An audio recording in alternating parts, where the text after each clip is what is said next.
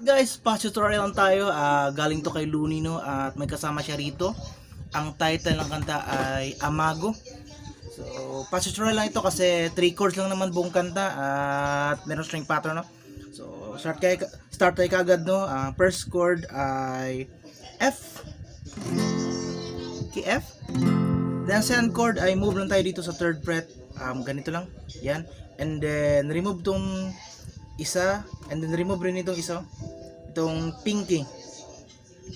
So gawin natin G minor 7. Okay?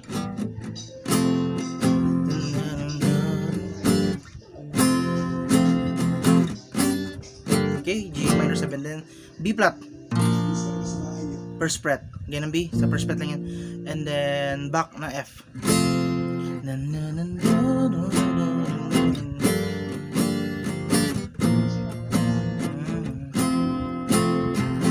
So, ganito lang string pattern. String pattern na gamitin natin. Down, down, up, down.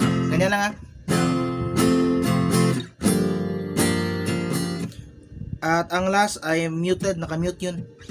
Down, down, up, down, mute. Okay, naka-muted. Yan.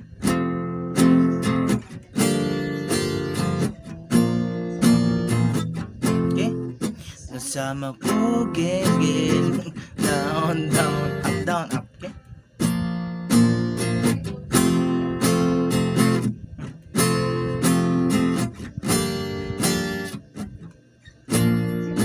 So, okay na pala mag-timing, ha? Yan lang naman ang chords, 3 chords lang.